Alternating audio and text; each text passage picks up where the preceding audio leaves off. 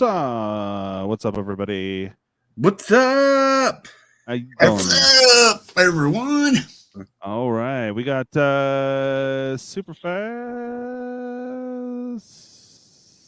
Where'd it go? I'm right here. Where did it go? God, there it is, super fast. Super fast. How you doing? Doing pretty good. This topic's got me fired for like the minute we're on it. Hell yeah! I'm hoping we'll get some more show up later. And yeah, I'm really hoping we have a good discussion on this. All right, and we got Mr. MTG Hillbilly. Hillbilly? I have an idea. Follow my lead. Come on, fine, got my own fiddle. Sun's coming up. I got rebel. Nothing but funny riddle. I like them French fried potatoes. Yeah, That's right. Hell yeah! How you doing, man? I'm doing pretty good. I had issues this morning, though. Oh, really? Yeah. Oh, hello there. Whoa. Look, someone. Yeah. What? Oh my God, this thing's on. Oh,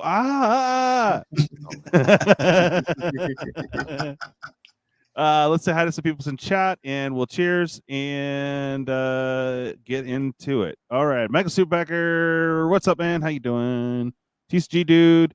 I sent you an invite, bro. You coming on? What's up? What's up, man? Brian Giles, how you doing? Mr.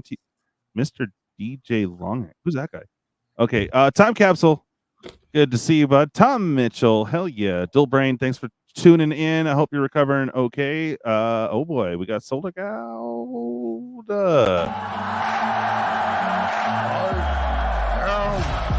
Solar God. Good to see you, buddy. Yeah. James Willis, good to have you, brother. Thalia sleeps for a bit. Oh, okay. Sure. Kate Torque, how you doing, bud? Mrs. MTG Hillbilly. And I think this guy's on my show already. Super Fast Tortoise? Super fast. That's right. All right, before we go any further. Okay. Cheers to TCG, dude. Hopefully you're getting set up and will join us soon, because I want all kinds of opinions on this. There's Kyle over at What's up, Alpha Nerd. Let me intro you. Bang. The Alpha. I've always been the Alpha. That's right. And with that, let's cheers. Yeah, this Still is the not sugar-free my one. morning coffee. Oh, what is it? Is your morning your It's my afternoon soda? nighttime coffee. Nighttime coffee? Good to see you, Kyle. How you doing? Good. It's like, I didn't mean to turn it on. Yeah, I'm no lens flare. Yeah. Are you trying to be Michael? Oh no, I'm sorry. That's JJ Oh, broke my Abrams. camera. Oh well. Yeah, Lynn Splair from Hell. Like, I can't even see the actors, but it's artistic.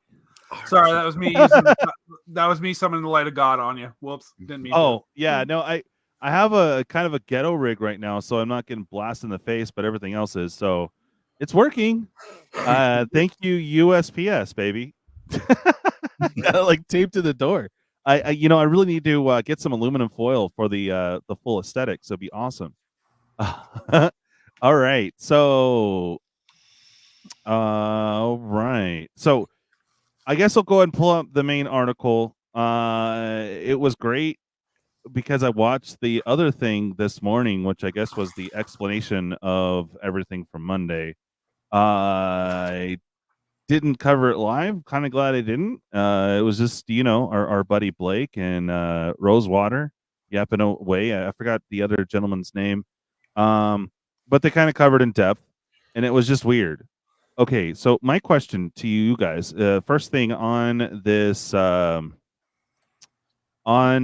play booster pack is more uncommons than commons. Did you guys catch that? Yeah, I think you're thinking of it differently, because they're telling you about how there's more uncommons in the set. I'm sorry. Let me rephrase. I didn't say that properly. As the set overall, is going to have like 100 uncommons to, I think, was it 60 or 80 commons or something like that. I didn't really divulge too much information, excuse me. I didn't look into it too much, so that's why it's a question. So Right. how does that work with rarity? Because that kind of changes things around because there's more uncommons than commons. So I don't know. It just seems weird. Right. So the way my brain processes that information, and unless I'm told wrong, there's still going to be the exact amount of uncommons it says on that picture that's going to be in there, like 4 commons to the mass amount of regular commons. So there's more uncommons in the set to push diversity signpost cards in the draft packs or these play packs. But from what they're saying, for the design perspective, it's always good to have that diversity in there, because you're always going to get foils and not special frames. However, it's going to be divided up completely in there. But it's there to push. And I know it's there to push the pack's value of limited play more than it's supposed to affect the rarity of itself. Because there's still more commons in the pack than there are uncommons, so you're going to get more printings of the commons because there's less amount. You'll see more repetition there because you'll see those mostly through your pack. Because when you're drafting, playing limited, you're like, unless your rare is really banger, you're usually choosing commons and uncommons, the cards you want. So I think it's to help with that influx there. If that makes sense. I know it seems like a simple question, but it's just kind of weird. Like, yeah, I understand that there'll be way more duplication in the commons than normal. So it is what it is. It's just weird, you know. Let me go ahead and pull up the article, and then after we get it hot and heavy in here, we got some spoilers from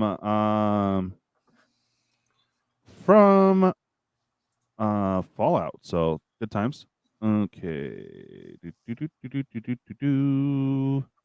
There we go. And actually, this time I got it off of MTG Goldfish. So that is those. We're not sharing that right now. Sorry. I just happened to find it. Okay, let's try a different screen. Stop screen. Thank you. Right. And while you're doing that, I'm going to reply. Dealbrain may be right. You may see more duplication in commons. Yeah. So I don't know how you guys want to tackle this. It's a huge article, but the one thing that I noticed is this is as close to as apology for everything that we're going to get.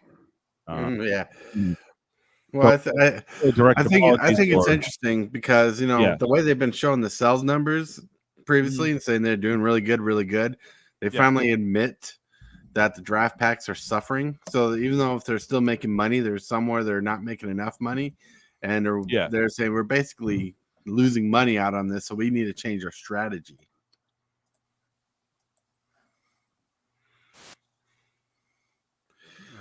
Which, hey, hold on a second. You're good. But I'm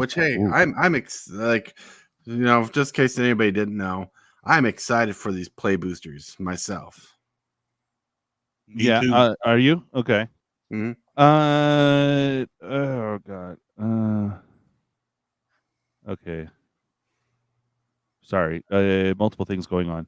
It's interesting to me because they created this problem and they've worked hard to fix it. It's just like, okay. I miss the days of just one booster, one shot, one kill. That's you only had the one booster box for each set. Everyone had the kind of the same amount of luck. And if you got the fancy card, sweet. That's even better. But now fancy cards aren't fancy, so it's just like the long time ago. Yeah, I know. No, it's really crazy because if you really think about it in the span of our lives, what 6 years ago, I think maximum, like early 2018s when they started adding, because it was right after War of the Spark. Mm-hmm. Yeah. Okay. So we said, like, I joked about being the long time ago, but it really wasn't in the grand scheme of the things. No, I mean, I started playing regularly or standard officially in 2018. So I've seen the progression just from 2018 to now. It's crazy. Yeah, Mhm. you're very young to the Yes. game.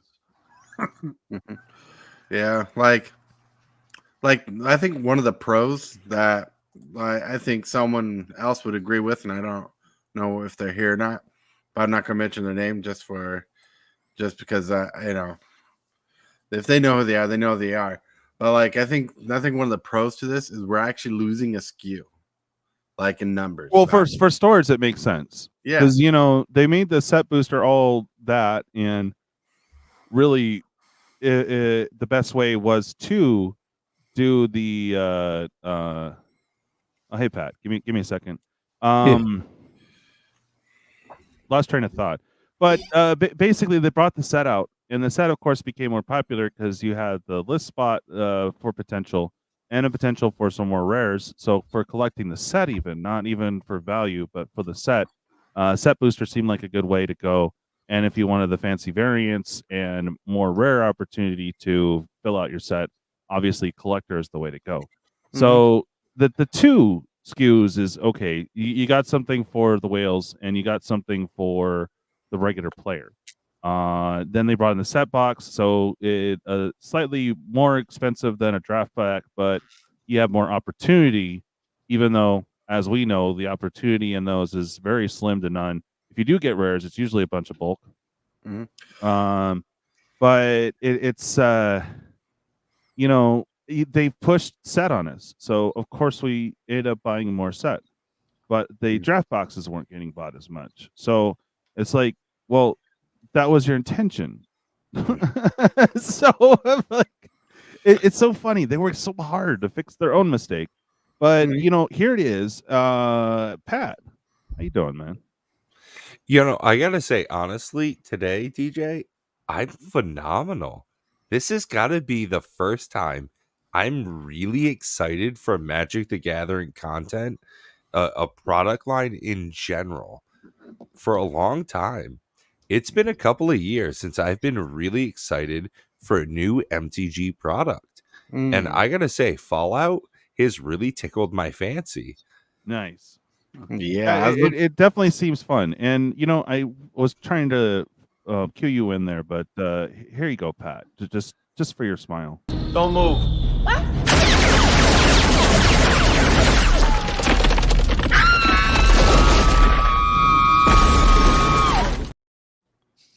And that was the exact stream when they had the previews for Fallout, right?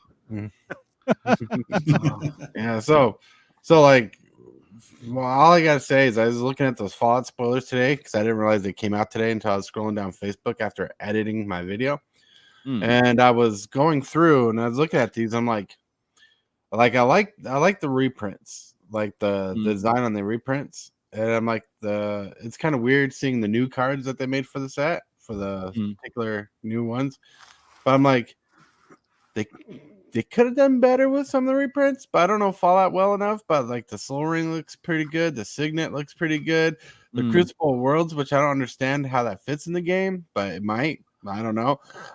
It really doesn't, but you know what? It looks cool, so we'll just let it go. Yeah. We'll oh, hey Heather, good luck with your show, and thanks for stopping in. They do the show Don't Make This Weird. Remind me, Heather, I'll get you a wrench so you could post the link. I'll get on YouTube right now on that. All right, so back to this. We're gonna cover spoilers here in just a little bit. Pat, I know you got some interesting things on this play booster. What are you feeling so far, Pat? All right. Oh, there it is. Okay. So, I was just like, okay, point I taken. had You don't care I had a about lot it. of conversation behind the scenes with both Bob and Matt about the new convention of play boosters, the merging of both draft and set boosters together. Right. And I've got to say, I just want to pose a question to the other 4 content creators here. Okay. If you had to say, what would you do to help Magic the Gathering be a better product for people to buy? What's one of the number one things you would do?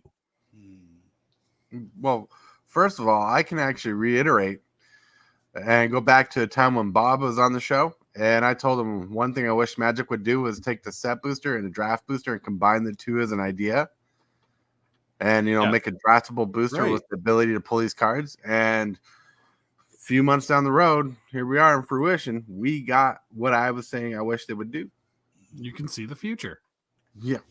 Right. And I think, Hillbilly, I've heard you say something similar as well, is that the streamlining of their product line would definitely help them sell better, as it were. As a purchaser, there being less different things to buy, it makes it a little bit easier, right? I mean, Yeah. I think of it last time I went to Shake Shack, right? They've got like 20 things on their menu, maximum. And that's all the different iterations. When you go to a restaurant, different items you can buy, it helps streamline what they're selling to you.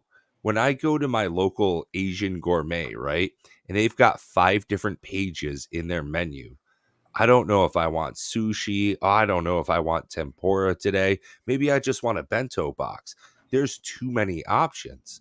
And by streamlining this a little bit and getting rid of, by merging the 2 different products of draft and set together, draft being the way that people play the game, you're right. You go down for Friday Night Magic, and the people that like opening the product, having that little bit of extra built-in value of the set booster. This seems, at least surface level, like a good move. I don't know how this is going to work out long term, and definitely as an ulterior motive, as we saw on a little bit of the sly. They said that they were going to be raising the price of this product as well. Wait a It minute. was going to be Hold the on. equivalent of a set booster price, but Real in quick, 36 packs. Real quick, this is amazing. Yeah. Look at this. He agrees with Dual Brain. Oh, it's Whoa. This is a okay. monumental occasion. October 19th. Maybe this is a trick This is or the a day. treat. I think this is the trick. Oh, exactly. No, okay. So that's it. We got to get Bob on here and see if Yeah, the exactly. pack opening at yeah, they're right. That's it. Yeah, That's yeah. I'm sorry. I was like, no way. Okay. No. No, and I do agree with Dual Brain I as wonder, well. You want to go to a specialized for, restaurant? Yeah. For pack opening addict, as Yeah. someone who opens a large quantity of Mm. product, POA, what's your opinion? Do you want to have 3 different premier product lines, or would you prefer it slims down to 2 with some other ancillary products as well? I mean, for me, I've got 1 box now going ahead beyond Murders at Karlov Manor. I'll have 1 box that I open up with my buddies when we're doing draft or we want to have a good Right. time. Yeah. And I've got collector boxes if I want to feel like a baller when I hang out with BBD. Mm-hmm. Yeah. I totally agree. Now the thing is there's so we reduced down 1 SKU. We still have the commander product that took over the old Planeswalker decks and the collector, and possibly the weird starter thingies that they throw together, if you know what I mean. Like the I forget what they call it, but there's still we're going down from what 6? Wait, no, because we used to have the Jumpstart product too. They were trying to do as well, which they did scrap, which is good because it really wasn't that great and really didn't have the Jumpstart feel whatsoever at all. It was just them doing the what theme boosters basically. So honestly, if it I really wish it was by way of the old school. You had some ancillary product and 1 box. I would love for them to go back to that because, like I said earlier, It's a great equalization. Everyone has the same chance to pull whatever in one box as compared to collector's set, draft, Well, jumpstart. I gotta Yeah. say that's honestly, one of my big worries Yeah. is that we'll see a core roundup of products, right? Mhm. Going forward, we'll see the play boosters, the collector packs, along with your commander decks, and then they'll rotate in these other things, new product lines that constantly confuse or obfuscate the value that you're getting. So, like as an example, the Oh, I forgot about the bundle special, too. Yeah, good call, Michael right? Schumacher. Yeah, between your gift bundle and your special collector's editions of the Lord of the Rings products, your secret layers, I think there are going to be some of these peripheral items that constantly circle around the edge of the drain of the lacking value we see in some of these things. And like I was saying to Bob earlier, I'm very excited for Fallout, and I'm also very tenuous on how excited I am as well. It's reminiscent of what they did with Adventures in Forgotten Realms, except this is like version 3.0 because they've Yeah. screwed up twice already. So this is hopefully going to be something better. Not that I expect it to be, I just hope it will be. Yeah. Yeah. Well, like let me give you my childhood view of this, right? I say childhood view because I want to get down to like what tickles my inner child of Magic the Gathering here. And if James Willis is in chat, he'd wish my cube command wasn't active here, but it's not. The fact that I can sit down with 3 packs, draft with strangers, well, I can open a pack and get almost a cube feeling out of it. Sure, it's not a cube set. It's not going to be as powerful as a cube, these sets. But like Ravnica is one of my favorite blocks ever. My whole chain of blocks is my whole favorite set.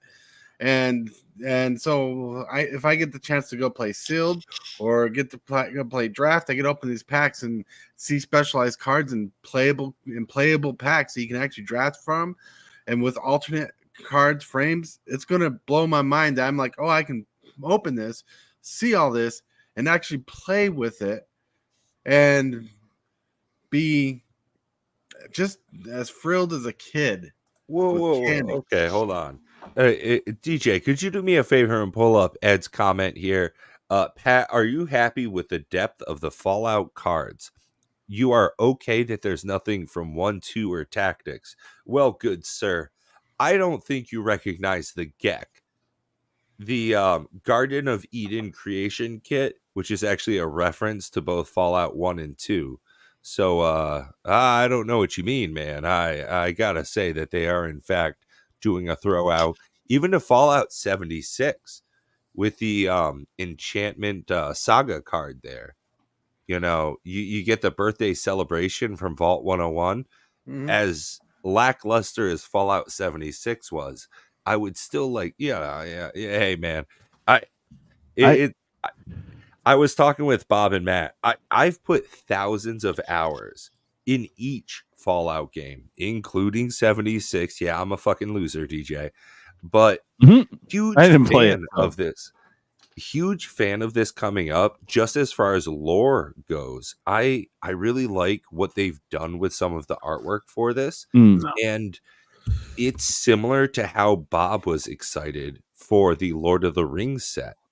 Yeah. And I think that just with the artwork, I'm already thoroughly impressed. The thematic crossover, so far they've done really well with what they've thrown out, the Alpha Deathclaw and stuff like that. I am surprised that we're not going to see play boosters of it, though. I that know. with this new concept that they're doing here, we're just seeing the commander decks and collectors products. So it's really odd to me that they're not doing the full treatment for this when they're trying to put the new play booster into rotation.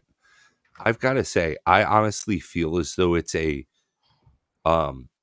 Twitch response as quick as Wizards of the Coast can do it. I think the play booster is honestly not something that they intended to do. It was never something that they planned on.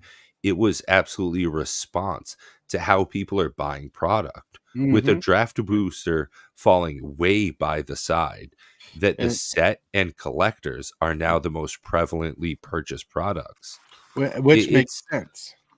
Oh, yeah, absolutely. I mean, so I'd like to throw it out to you guys. I know I've been talking a whole bunch, but Kyle, Hillbilly, Tortoise, DJ, what do you guys buy most as far as Magic the Gathering product line?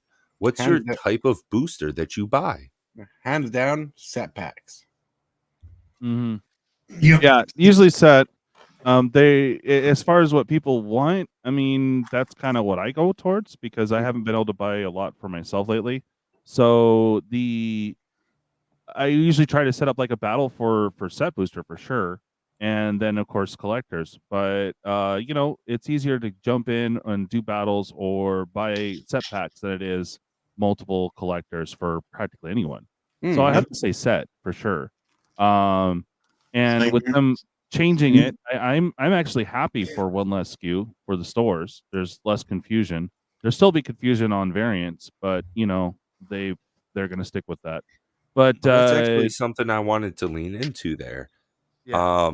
From what I understand of this product release for Fallout, is that there will be cards in the collector booster boxes that are the only way you can get those cards.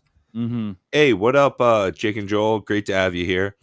Hey, man, I gotta say, honestly, I think the Wise Mothman is super underrated for this set, specifically with the rad counters thing.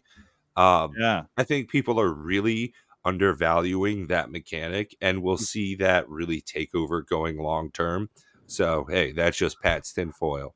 I'll agree with you on that, Pat, because actually, when I was reading through it, I was like, that's kind of dumb, like really good dumb. And I'm like, that could break off into Legacy and be really stupid if you have the right player.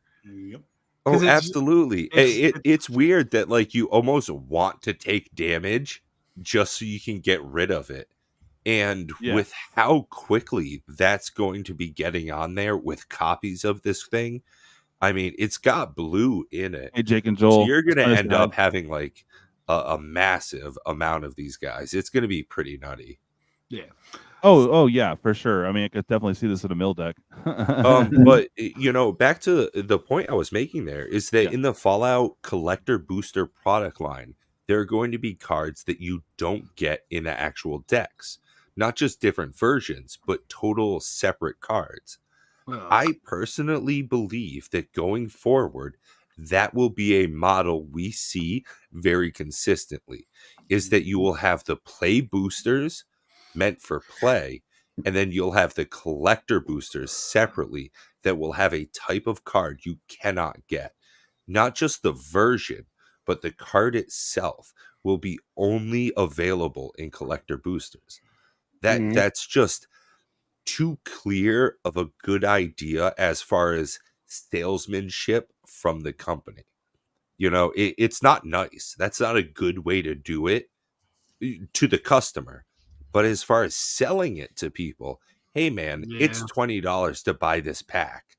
This is the only place you can get that insert phenomenal card with power creep here.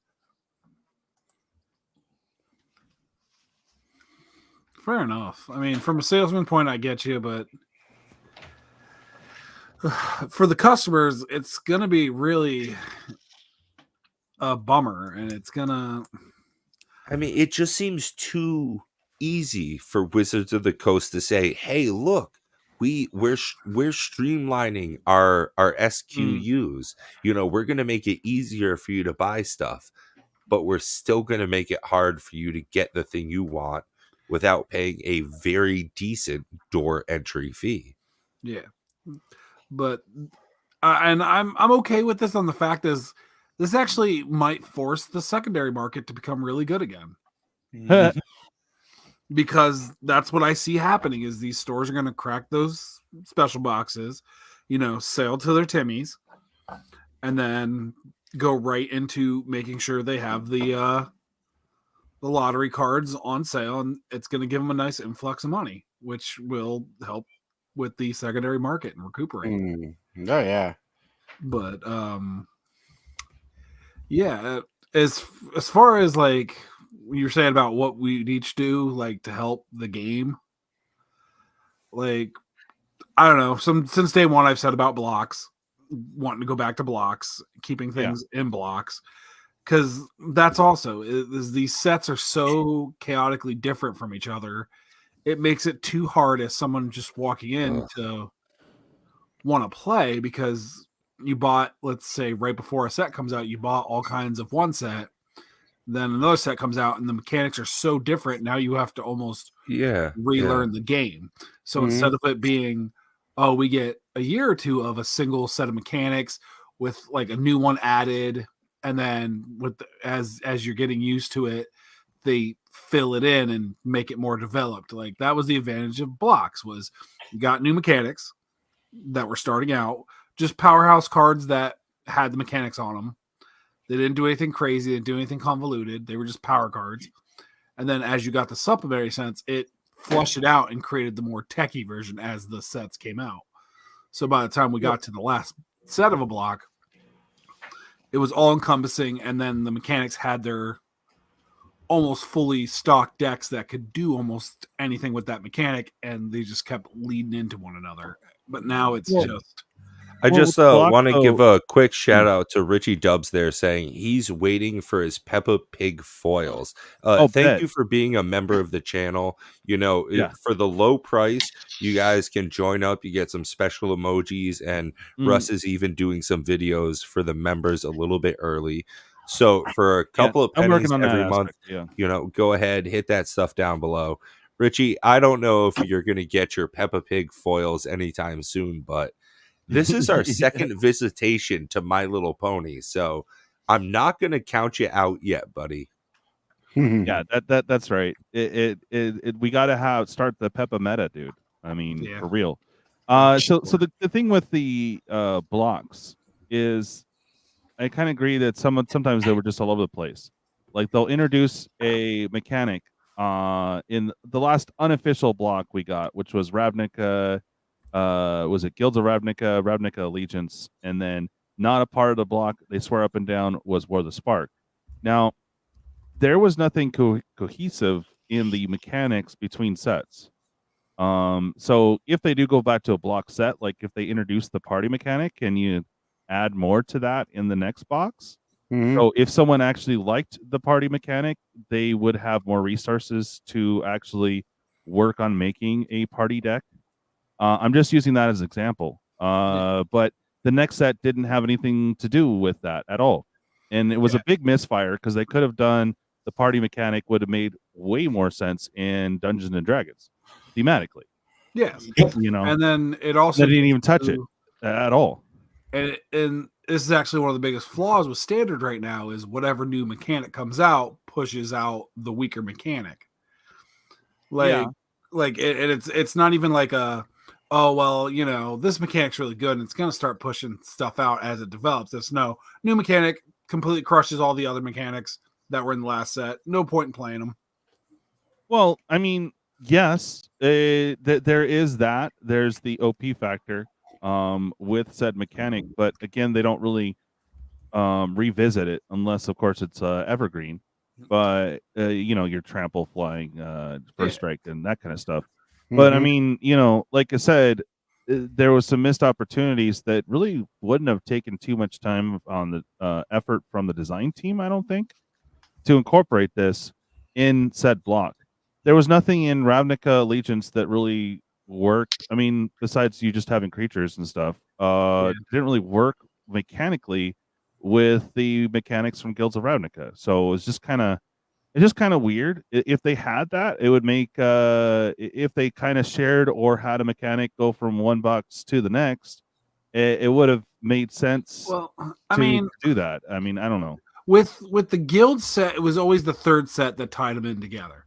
Right. Like in the original Ravnica, you had the first 5 clans that had their own separate things. Then you had the second 5 clans that had their own separate things, and then you had the Right, third which set they did. that would kind of tie things together. The cards that kind of could work on multiple levels depending on the mechanics. Like, so I mean, they kind of really followed the true essence of Ravnica's. You know, you got your first 5, your second 5, and then War of the Spark was something. Oh fuck yeah! Oh Yeah, man, I am pre-ordering Fallout right now. See, that's the problem. The 241. problem with standard right now. If they would go back and make everything into blocks, that would straighten up standard. That's the problem with standard. That's what that's my belief. I mean, if everything's in blocks, then the game would be more playable for standard. Right now, standard is kind of hard to play because of all these different mechanics coming in all the time, and they don't work together. No, Yeah, and that's kind of what I was taught. Like Hillbilly hit it right on the head. Like he's conveying it what's way better than I am. It's like I'll just use Ikoria as a perfect example. We had Companion, which was completely busted and broken. Then we had Monster or Mutate, which was a really neat idea, but because there wasn't enough to flush it out, it was kind of a half-assed idea that never flourished. It was just kind of like only a couple of the Mutate really did anything that would be dramatic to the game, and that's fine. But you know, if they revisit it several years down the road, we got return to Ikoria. Maybe they should they do in some cases bring back some of those mechanics, but it's kind of like, no, we got to push this new mechanic new, like with Theros bringing back Devotion. That was cool. I was like, all right, so it's still kind of thematic to the original Theros, but there wasn't a block of it, so you just kind of had some random commander cards that would do Devotion stuff, maybe a few one-offs in another set, but you primarily just have the Devotion cards from that set. Yeah, and that's actually what caused the big stink with Oro and Kroxa. Yeah, is they were saying how much they were going to use Greek mythology as an inspiration. Well, cool. Guess how many Titans there were? More than 2. Yeah, exactly. And because of how they did that, it created such an imbalance. Because realistically, if we would have got a block of that, or at least a 2-set block, even if it was a 2-set block, we could have got Kroxa and Uro on the first one, and then maybe a white-blue one and another 2 colors. Yeah. To counteract it, so they had a nice little circle that all interacted with each other that didn't create the problem. But they didn't do that. They were like, one set, done. Move on to the next random set. So now the escape mechanic for those 2 cards was so overpowered, nothing was created to help flush it out or, rein it in. We just get powerhouse cards and then they just leave. Well, take a look at the creature lands that just came out. Whoa. You only got a certain amount of creature cards in certain colors. They don't have all the colors of creature lands. Huh. Yeah. So that makes sense. So you're forced to play one of those, those 2 colors of most creature lands. Yeah. Okay, cool. I just pre-ordered $900 worth of Fallout product. Jesus. Oh, Christ. for me, thanks. Right? And what they need to do, they need to bring more creature lands into the game if they're going to stay that route. Which can you do me a big favor for Pawz's son here? On the count of 3, let's all say hi to Lincoln. You guys ready? Yeah. Yep. Okay. 1, 2, 3. Hi, Lincoln. What up, little dude? Oh, you're getting so tall now. Look at you. You're like a little man. That's right. So, They grow up so fast, honestly, like a Oh, right. beanstalk. Some of them. yeah, I don't want to talk about it. My daughter just turned 8, and it's bugging the crap out of me. Oh hell, All dude. right. It's, And you know, DJ, to throw back to mechanics that we don't Yeah. see revived much. Right. So I gotta say, one of the mechanics I saw from the Warhammer 40k decks that really piqued my interest was Squad. I was about to say, you better send Okay. Quad. Now, Kyle, that it's funny you say that because in the new Fallout decks, Gary. Gary Clone Gary. has I love Squad mechanics. Now, Nice. number one, okay, this is a tie, 2-place tie for number one. For you? Okay, thematically, Gary coming in with the Squad cloning mechanic, phenomenal. Okay, pay 2 extra colorless every time, and you can just make a bunch of them. It's supposed to be a clone. Okay, so you pay a bunch extra and you get extras. It makes sense. Now, as far as revisiting to a good mechanic, this is great. I love coming back to that. And in white, where you want to go wide, it fits even better because you're going to have all these token copies. Tokens in white, holy moly. It's like it's thematic and it fits well in the color. So far, there's a lot going on for this for me. Now, for sure. I'm just if you want, surprised again to come back to it that we're not going to see play boosters in the Fallout product. That they're hinging so heavily on people like me, the Timmies, that are just so into it that they're going to say, okay, whatever, I'll buy the collectors instead. Now, I wonder if they had play boosters, if people would be into it down at their LGS. Well, do they have a choice? I mean, for a regular standard set, we're gonna have the play boosters and the collectors. So, are you gonna get 4 packs? Because they said it's gonna be the same price as set boosters. So typically at retail, you're looking at about $5. Per pack. Per pack, yeah. So, so that's the tricky Are you going to get one? I guess at retail it would probably be like closer to 25. So, are you going to get 5 packs or are you going to get 1 collectors? I mean, me personally, I mean, say you had to spend the money, like you have a gift card, it's only valid for today. Well, so that's the and thing is have I a got new like $650 sitting on Card Kingdom right now. Jesus. Yeah. Well, so I mean, I run a YouTube channel and I open up products, and it's not that surprising, Kyle. Come on, simmer down now. Listen, my YouTube career is a sole hobby for me to do for the fun of it. Like, yeah. Well, so that's the thing is like it's fun opening up packs of cards, but I'm a bachelor. My apartment. So right now I have like 5 different trading card game piles in front of me. Jesus. Between Flesh and Blood, Lorcana, Legions, Realms at War, Magic the Gathering. Like, I've got a bunch of stuff that I'm doing all separately here. And I like that turnaround. Part of the thing that excited me when I got back into Magic was that there was a financial aspect to it. The churn and burn, the grind. Yeah, absolutely. I like that little bit of hustle to it. Mm-hmm. And just sticking with one TCG, I'm not quite able to do that. So I constantly, I'm buying, I'm selling, I'm doing all this stuff behind the scenes as well. So when I open up a pack of cards, one of the big things to me is the value that I'm getting out of it. Right. And that's kind of why I'm happy about the change of these play boosters.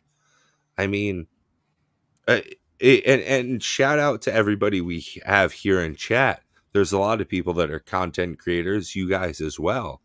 I mean, I know Tortoise, you're not a big pack opening guy, but Russ, when you open up stuff, the things that make me shout are the cards that are $5, $10, $20 a piece. Yeah. I mean, I think that tickles every Magic the Wait, Gathering don't player. forget about Rotisserie Elemental. We must laugh at the means.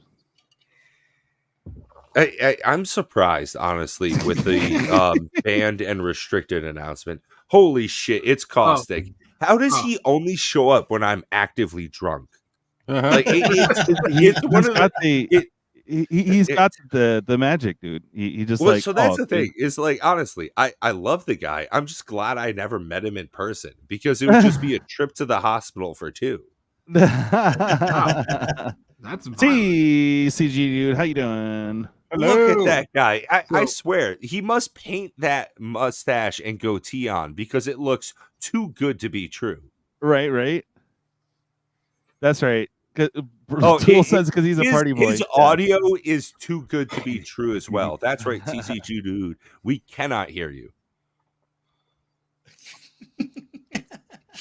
Probably because thank you like for someone Japanese saying it. anime So I was thing. like, so can someone dub a Japanese girl laughing over him?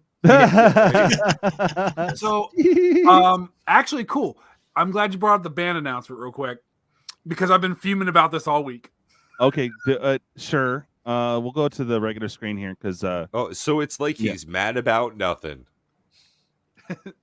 I'm not mad. Like, okay, here's the thing. I don't play the deck. So I'm not on the bandwagon for everything. But this clearly shows we said about last week when I said they clearly never banned the ring so they could sell those little concept. Oh, the bundles. Things. Yeah. Oh yeah. Oh yeah. This is clearly another slap in the face because I played Urian. I played the living crap out of Urian. Okay. And everyone pissed and moaned and complained when Urian was literally only 12 to 13% of the meta. They're like, it's too heavy in the meta. It's too much of the meta. It's too much of the meta. It's too much. It's too much. It's all over the place. It's too good.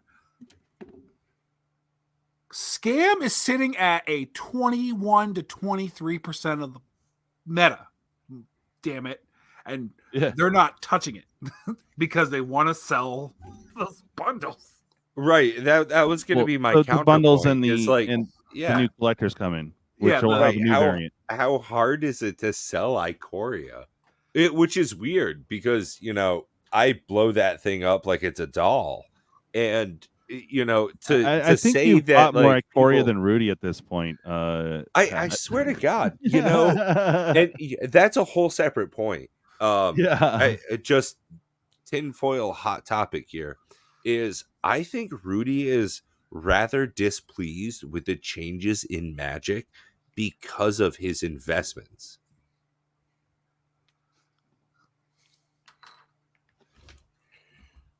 Well, right, and that's it. Like, I think Rudy walks into some of his warehouses and he sees the $1 million of products that for me, as a content consumer, I would see Rudy sit in front of all of these sealed cases and I would go, wow, that's so impressive.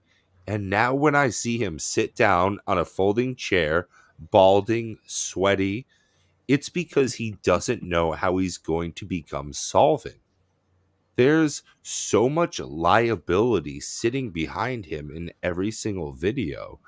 And what used to be a 5 to 8% easy increase annually is now usually a loss. I can't think of a single Magic product I own now, as far as sealed stuff goes, that goes up in value.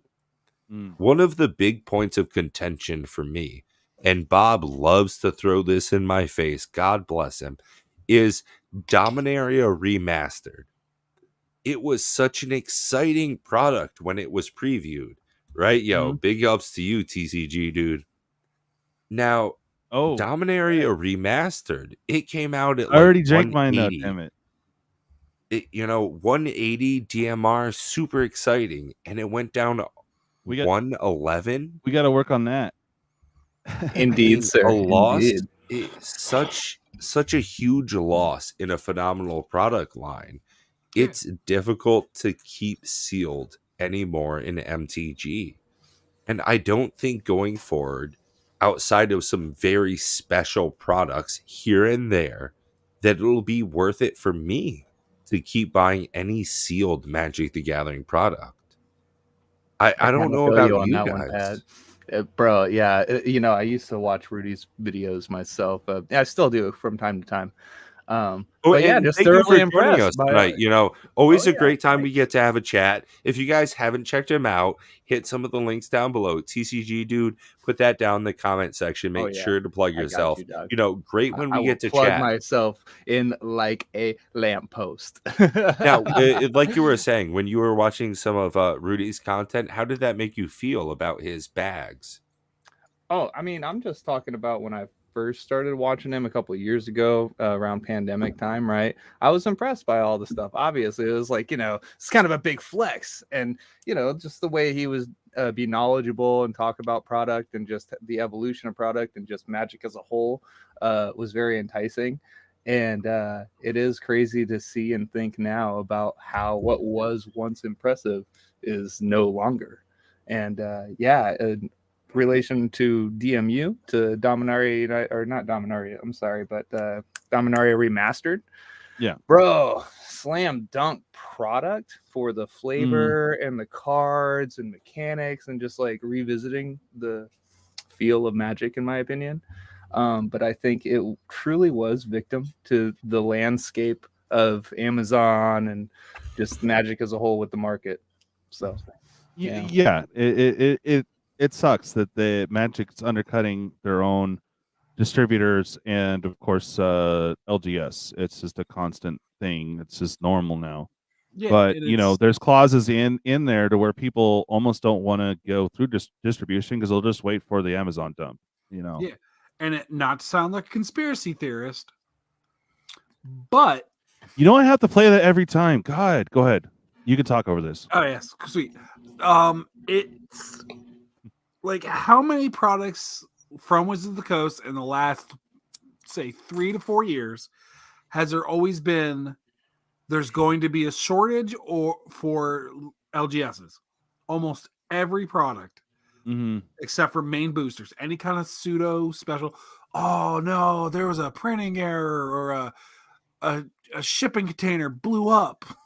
And those pirates came and took the cards away because that's what Somali pirates do. Why am I seeing so many good cards in Somalia? I don't get it.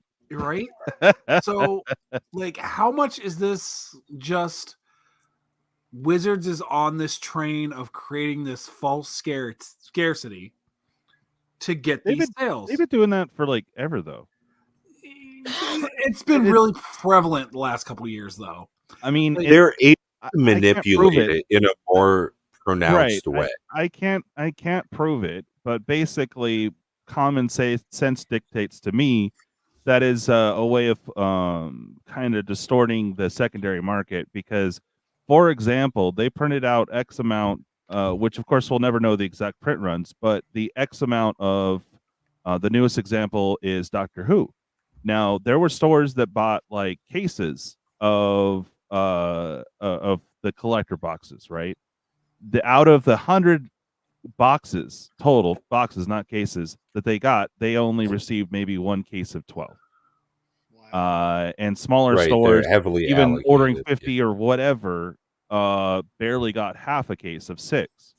Yeah. So whether the real truth will happen is when we see Doctor Who on the Amazon dump, if that's what their plan was to begin with, is just I don't know. It just I know they make a little more selling through Amazon, so I get it, but at the same token, it's just like, why people are actually wanting to buy those amount of quantities, why are you shortchange them? Usually you shortchange them, they order 5 cases, they'll get 4 instead, or 3, but not that drastic.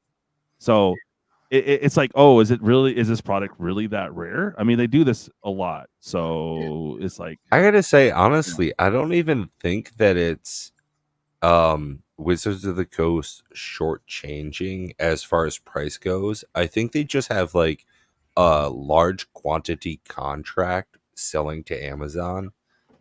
some, hey, take 50 pallets worth of product kind of a thing that they're selling in such bulk that's where they're Hey, making their Salmonella, money. how you doing, bud?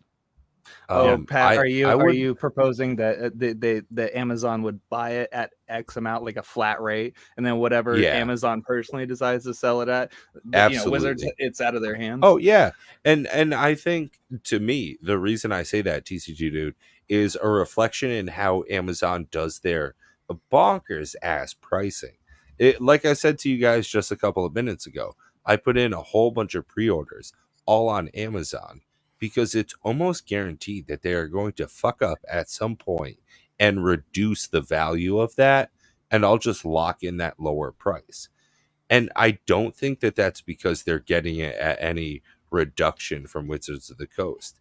It's that Jeff Bezos and the marketing AI that they have that sets the prices behind the scenes constantly goes up and down just to kind of match market value. And that's one of the reasons why I always try and do my Amazon pre-orders so early. You don't pay for them until the week it's shipping. So all the stuff I just pre-ordered for Fallout, I don't have to worry about until February. So, okay, cool. If it goes down, I get a lower price. If it goes up, I know. cool. I keep the lower price. I have a response to Caustic here. Somalia Pirate stole the Ixalan shipping containers. I know exactly where you could find them. In the last caverns of Ixalan novel. All right, go ahead. Nice. I thought he was going to say the landfill. Yeah, landfill. So, it's about to hit 9 o'clock, so I'm about to go do my other stuff. But all right, bud. I want to switch over to the positives and let's talk some shit about the Fallout shit real quick. Yeah, sure. I think I'm going to challenge Pat on the Vault 101 thing, the birthday thing. That's from 3, not 76. Oh. Now, shit. The first overseer was supposed to that ran. Keep going down, DJ. The one that was supposed to run 76. You're right there in the was center. supposed to run 101. Oh, the one who ran 76 was supposed to run 101, but then it turned out that they just said no and went to 76. But Vault 101 is definitely the vault you start out in, and we're born in 3. Oh, geez, Louise. I'm gonna defer to you. That's one of the things is between drug and alcohol abuse. I'm just gonna have to say my memory's not great. Damn. But all right, T-Pain, blame it on the alcohol. Yeah. I was gonna say is the problem is that you're not doing them correctly. So there you go. Right. It's all on you, bud. I smashed that skip dialogue button like my life depends on it. Yeah, because I mean, if you're gonna abuse it, then don't use it. I mean, come on, man. Oh, my Can I Lord. fast travel this conversation? Right? Yeah, I know. If you have a drinking problem, learn how to drink. God. Hey man, if you're a fan of fast traveling, check out the Bethesda's newest, world-spanning game, Starfield, where you never have to play. All you have to do is hit loading screens. As someone who has like 100 hours into the game, not that I don't love it, it just calls them as I seize them. Man, so when it ships, typically, Michael Superbacker. Yeah. So unlike most other right, websites, Ed, have a good one. as long as you're about 2 weeks ahead, just be smart with that shipping window. For some reason, Matt, one of my other co-creators, he's been shafted a whole bunch of times, but a week, about 2 weeks ahead of time, after the whole set is previewed, that's usually when you either decide to keep or ditch the product. Yeah. But Kyle, hey man, I know you're super busy. Thanks for hanging out. It's always great to have you here. I love these chats. And if you guys haven't checked them out, go ahead and click onto Alpha Nerd. Yep, I will. Yeah, post that link in the thingamajig, bro. But no, when you said about Gary, I was super excited that you said that because that made me feel great because that was one of my favorite vaults in the game. I have someone in my phone as Gary and then an exclamation point just because of that meme. Yes, and the squad mechanic on it just too perfect. Yeah, it absolutely was perfectly set up without any hesitation in my mind that it was great. This is and I'm saying, like, usually I mean, every time I've been on here, I'm like, grumble, pseudo negative guy.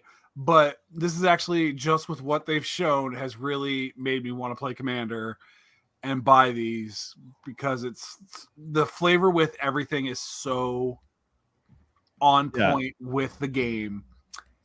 So I didn't catch the thing earlier. So are they doing what they did with Doctor Who? with Doctor Who? Yeah. So there's just going to be the Commander decks and then an additional collector's product on top. Yeah. Oh, and it seems as though in the collector you can get items that are not included in the Commander decks, original cards. That is. Oh, nice. That's what I heard in some of the news releases. I'm not exactly sure if that's true news. Please fact check me and hit the comments below. But as far as I've heard, you're getting specifically new cards individually in the collector's packs. And like, for me, I'm just a huge art fan. So one of the reasons I'm so heavy into proxying cards is I can get all these crazy artworks on them. And these cards I'm looking at, chef's kiss. This is phenomenal. Can you scroll back up to the Nuka-Cola machine? Right there. Oh, dude, right. Like that did it for me. Yeah. Yeah, cool. absolutely. Not even just art, but this is what I'm saying. Like, this is what I'm so impressed with so far. It's not even just the art. The art is great. It's really reminiscent of the game. Snack. But then we have the mechanics of this card, which are dead center, like hit dead center, bullseyed what the game is. Yeah, right. Yeah. When you know, drink a Nuka-Cola, you get health. Yeah. You get your health and you get money, because every time you pop a Nuka-Cola, you get the bottle cap, which was money in the game's universe. Which is it's amazing. It's so brilliant, on point. Oh, and I mean, same thing for Over Encumbered. Yes. There's one of the cards here as well called Over Encumbered, and it's similar to Academy Manufacturer, where when you create one token, you're creating right there in the left side. Whenever it enters the battlefield, whenever the opponent creates a blue food token. Yeah, so just like anytime you play a Fallout game, what you want to do pretty much is pick up all of the items. You want all of these different things. You want food, you want junk, you want this, you want that. So this is very reminiscent of that. Same thing with like Skyrim like and Rex, all those other the games, Cyberhound. dude, the over encumbered. Oh, my bad. I didn't mean to. No, you're good, TCG. Like, there's so many different good thematic points that are following through that, outside of me being a collector, outside of me being a Magic the Gathering player, right? I'm just a huge Fallout nerd. So all of this is hitting on so many different points that I'm more excited for this than I have been for a Magic the Gathering set in, I gotta say, years, honestly. This is bringing me back to the excitement I felt for Time Spiral Remastered with the revisitation to Slivers. This is like that level. And for me, that's for me. I have to bring attention to this card. Finish your thought there. So I was having a conversation with my cousin earlier before I saw that MTG was having this crossover. He said, "Hey, Pat, I tried to hook up my Xbox 360 so I could play New Vegas today. Realized my dumb stepson messed it up." And when I think of Rex Cyberhound, boom, he was trying to play New Vegas so he could have that dog as his companion because he finished the side quest with all those creases. Like, man, there's so many thematic hit points here that just... It's like the last time I opened up Lorcana. I grew up watching Disney films. I grew up playing these games. All of these cards hit for me in some odd way. Word. The same way that Bob was excited for Lord of the Rings, I'm excited for this. I mean, between Fallout 1, 2, 3, 4, New Vegas, I've easily got 10,000 hours in the separate games combined. Okay. Dang, bro. That's a lot of time. That is, man. But, I've got a lot of time in Halo and WoW collectively, but I don't know if both Can we of them- talk about So this that's the VATS thing. card? Can we talk about Oh, this VATS yeah, the card? vault assisted targeting sure. system. Right. Yes, I prefer.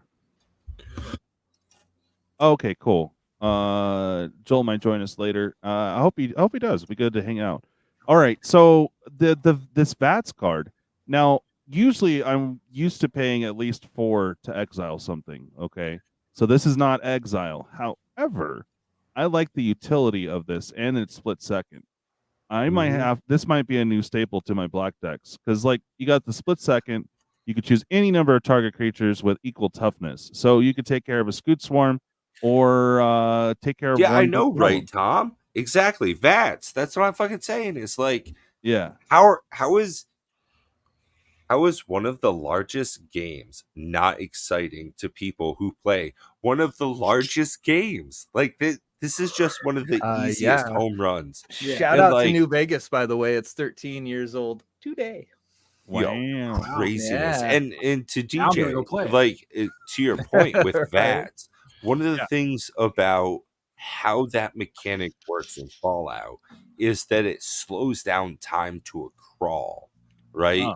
And that's why split second makes so much sense here. Oh, yeah. Because of how quick the reaction is from the player. You can shoot people in the dome from 300 feet, right? Right. Boom. That's the same thing as split It's second. that You're max getting pain painkiller time, bro. Exactly. Yeah. Yeah. Yeah. And I mean, right next to it, Feral Ghoul. That thing And is beef. same kind of thing. Like you're using VATS to attack a Feral Ghoul. So to see these right next to each other, same thing with the Deathclaw. You're going to use VATS so you can snipe out that Alpha Deathclaw. That's so menacing. It's going to trample over your dumbass. Like, there's so much nutty stuff coming out here. Yeah, speaking and of honestly, you menacing- probably Oh, want go to ahead, DJ. exile. What's up? So, I was gonna say, speaking of rad counters, I'm excited to see the cool custom arts for like death metal rad counters. You know what I'm saying? man. Yeah, Oh, right. 100%. Yeah. All right. Oh, for sure. Have a good night, All right, gentlemen. Kyle. I know you got to Right. get bounce. Hey, so, take care, dude. Yep. All right, you have a good one, man. Thanks for joining Yep. us. Yep. Bye. Adios. See, And, you Was know, there they any just other keep- cards out of here? Oh, the bobblehead's absolutely. fun. So there's a card called Caesar. Oh, I yes. think you'll see it under both the showcase and Mm. these cards up here at the top. I think this guy here is going to be a huge premier card. As far as tokens go wide, it's in black, white, and red. And some of the mechanics on here, just sheesh, man. This is going to be very reminiscent as far as reflection in the secondary market. I think because the buy-in price for a deck is going to be like $50, right? If you want a collector's pack, it's going to be like $20. So across the board, it will not be cheap to buy this product line, right?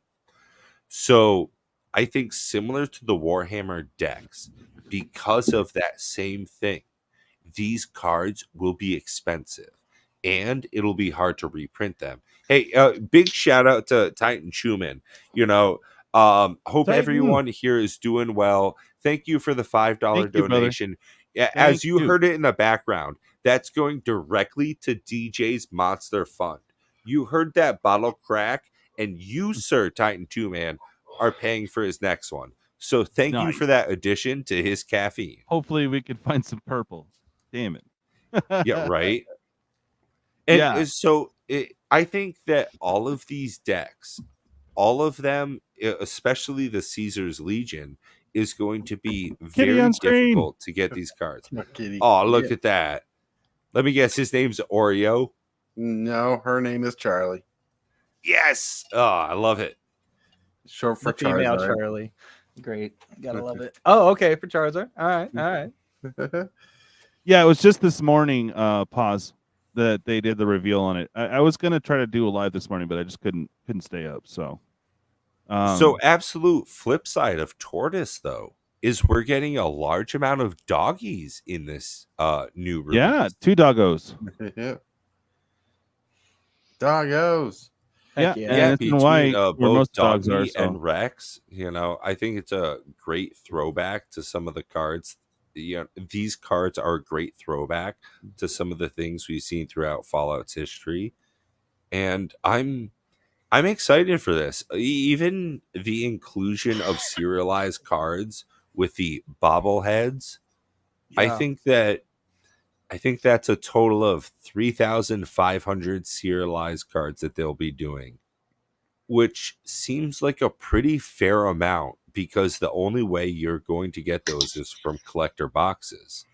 So it seems like the right price versus value because of the exciting treatments that you're going to be getting that are exclusive to that, along with the dice roll chance at serialized cards, even though they are at uncommon rarity. Yeah, it was a I little late think to the party, and I wasn't sure if y'all talked about the bobbleheads or not. But as DJ was scrolling down, I did notice that serialized bobbleheads being a feature of this product, bro, that's gonna fetch a heavy price.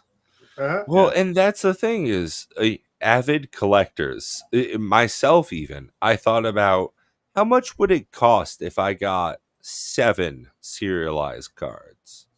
Couple $100, yeah, but less than 1,000, right? Yeah, that's not the craziest thing I've done before. So And they're in extra first. foil edged, What do you guys think down in the comment section? Let us know below. You're active live right now. If you're watching it later, hit us down below there. What would you do? Are you interested in the serialized cards of these? Are you a fan of collecting all of this? I know personally for me, I am. Am I just a big dummy? No, it's interesting. I appreciated that they're doing the serialized a little bit. It does drive sales to the collectors. Also, you could just buy the commander decks and be done with it. So that's why it's kind of weird about Doctor Who as well, because it was just kind of a chance for different treatments of the cards that are already in the commander decks, and then chance it's serialized. So, I mean, I suppose you could just buy the collectors itself and buy enough to fill out the decks, but I don't know. That'd be a little difficult. It's interesting. It's just weird because, like, how many new cards did they put out? It's like 200. Yeah, so I guess it's enough for a whole set, but why the collectors? It's just strange. I don't know. Are you so they did you can buy a sell bunch it? of both? Well, of course. But like You know, Wizard that's- says, that's this product's not for you, man. Yeah. It's a premium product. Yeah, I it's know. funny you I know a lot say of it's that. not for me. I saw Rudy put out a video recently talking about play boosters, and one of his comments was, Magic the Gathering said only buy the products you want to interact with. But And Blake said that, unfortunately, yes. people did. Yep. Yeah. There's And only time They, where they had that to comes scramble to into play. fix their issue. Yeah. Sorry, was that I Tortoise? think that's good. I said Tortoise, that. what was that? So that's one of those times where you've had to wait to watch their own comments bite them in the butt. Oh yeah. No, and it's absolutely hilarious in that regards because, like I said, this is the closest that we're going to get to any form of apologies or we'll get admittance that that they were wrong in their form of marketing. They purposely went out to kill the draft box. They did, and now they still need the draft box for it. So they came up with this play booster. I I'm not the best limited player. I'll be the first one to admit that. Now that you have the chance at multiple rares, I mean, granted, there were packs that you could do that too, like the foil rare or mythic, and the regular rare mythic. But now up to 4.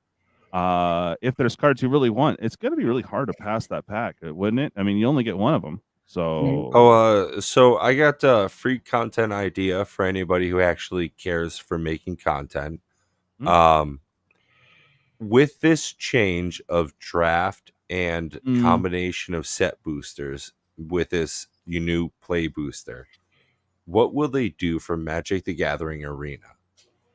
Probably the same. Right. They said there's not going to be a change.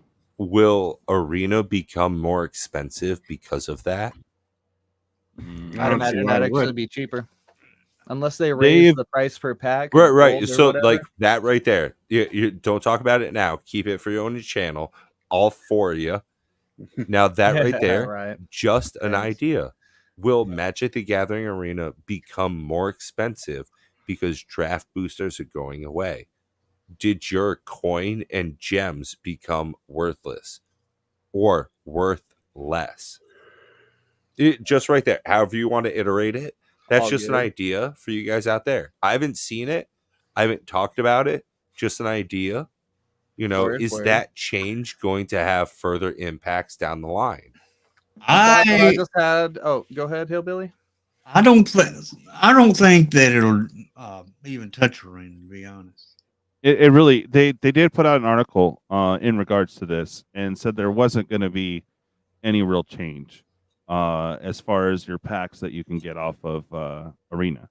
So they might have the new packs for Arena, but basically there's not going to be much change, and that's the official word from Watson. Well, it's interesting that they say it like that.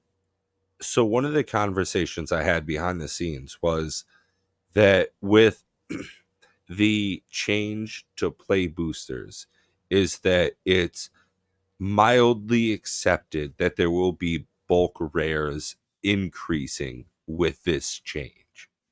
With having more slots for rares, mythics being the real cards you chase after now, as always.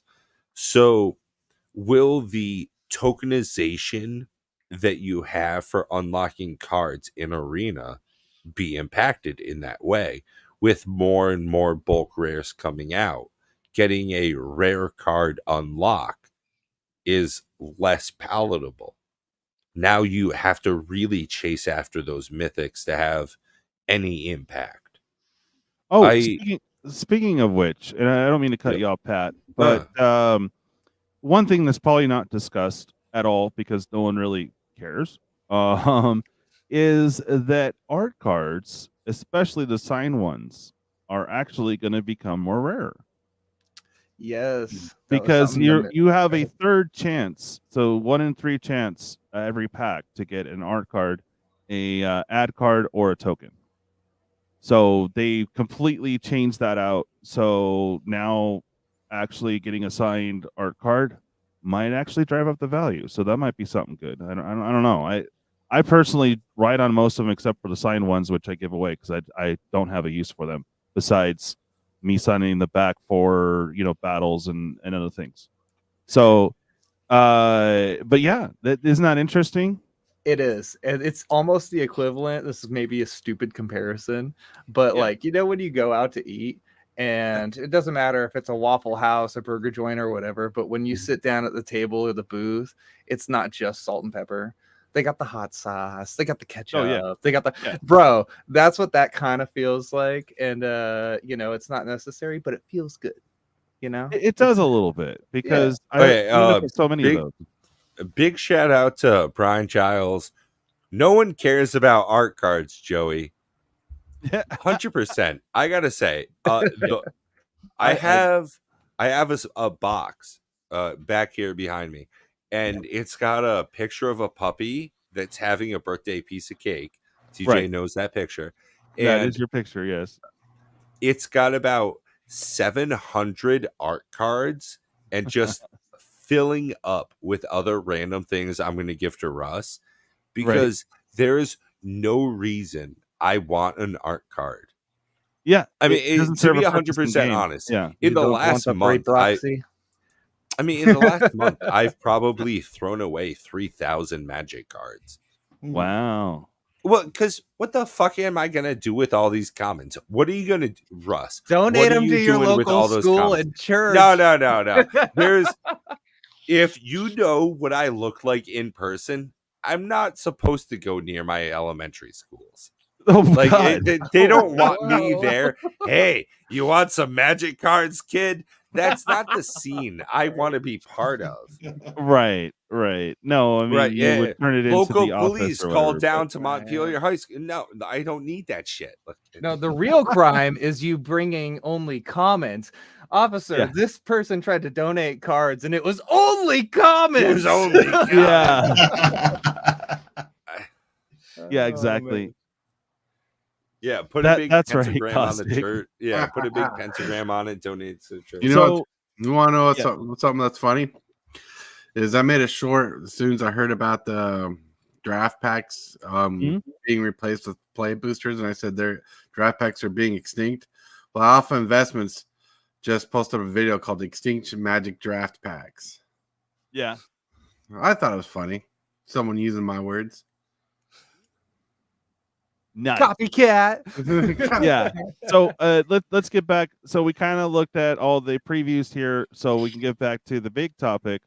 Was so me personally, I think it's kind of a net positive. As a very limited player, I know I'm gonna have difficulty parting with a rare or mythic or whatever on my turn.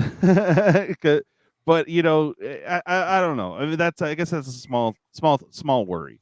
But do you think that's going to improve the draft experience with the extra list and list in rare slots? Could I have the floor for a second on that Go one? for it. Yeah. Awesome. Blow 'em up. So honestly, this I'm is there. a little You're not embarrassing hosting. to admit. I got you. Got you. But, It's so hard. love I you, man. I'm talking clicked shit. comments earlier too. Yeah. I was like, make them big. Yeah. Look at huge. right? Thank you. Carry on, brother. I've had about 15 years collectively of playing Magic. I've done a couple sealed tournaments, bought God knows how many booster boxes and crack packs, and 12, 1 a.m., 2 a.m., late night playing whatever. But Yeah. I've never done an in-person draft. Wow. No, I know. I've done it on Wow. Arena and I've done Not the sealed same. pre-release, but yeah, it's just not the same. So, given the recent events, I'm actually gonna make it a personal point to go to my LGSs at least good for once you, a week, bud. if not once every 2 weeks. Yeah, and experience draft in its current setting and compare it to the new setting in the coming months. I'd also Nice. suggest, check out your commander situation down there. Check out the EDH community, see how everybody's playing, That's a real big part of it as well. Yeah. And I think a lot of those players that come, for the $5 or $10 buy-in, they'll have an interesting reflection on how that store sells products. Those people that are coming in for Commander, which is a huge part of MTG. Hey, as someone who has this $1,000 artifact Mindslaver deck, how do you feel about buying $6 packs at this store? Do you come on Fridays when there's a new release? For me, that's been a very eye-opening thing, talking to other people about how they interact with the store and the product that Took drives the us words there. right out of my mouth, man. How people interact with the product. Hey, that right Oh. there is 15 shots of Tito's. Nice. Cheetos. 15. Yeah, Whoa. I've got what they call, Russ, a fucking problem. All right. Yeah. I was about to say, man, I only have one liver. I have to get that old clip and find it, but I'm gonna have to make a new clip for you, Pat. It's gonna be from Airplane, and he says I have a real drinking problem, and then he can't get the cup to his mouth. So It's like all over him. I want to There's, highlight Robert, You guys have probably heard the song Bartender, sitting at Oh, a yeah. bar, right? Yeah. Don't That DMC band, us, Craig. Rehab, one of their best songs is I Got a Drinking Problem, 2 hands and 1 mouth. Wow. Fair. Trump does the same thing. Tortoise not was be trying to say political. something here real quick. Hold on. Sorry, we are polar opposites sometime, but I absolutely love Tortoise's opinion and his personality. So honestly, sorry to take that away from you. You handsome devil, you. I am handsome, but no, I just wanted to bring attention that Robert was able to jump into the chat for a bit. Yeah, I saw that. Hey, Robert. I heard work's treating you crazy. You're We super love and busy. miss you. All right. So what else? While we have you blown up here, Tortoise, what else do you have to say? So far we covered a lot of positives, which is good because we do have a lot of negativity on the show. It's just WotC's dumb, so that's mainly our complaint, not Magic itself. But I got one con to the go for it. Play boosters, right? And it's not really a big con, but it's con to like newer players. Can you imagine a newer player opening up these new play packs coming out and they see like a really cool art card that just really want to pull because it looks fancy and awesome, but really it's just jank. And so they just got shafted from picking the best card out of the pack because they went for a fancy looking card. That can happen. Well, that's normal draft issues. So Right, I hear that. It looks fancy. All right, that was my only con. Okay, that's a good point. And actually, Tortoise, that reminds me. The last time I did a draft at my LGS was Dominator Remastered. That's how excited for that product I was. And someone passed me a full art tutor. It was a mystical tutor, right? The blue one there. Nice. Now, by and by, the thing's worth like $6, right? Because of how much product they printed. But I was so excited to get that even though it didn't matter for the draft I was doing, I certainly kept that card and passed the rest along. So I think that you have a really good point that the merging of both draft and set together is going to create a lot of confusion to people opening the product.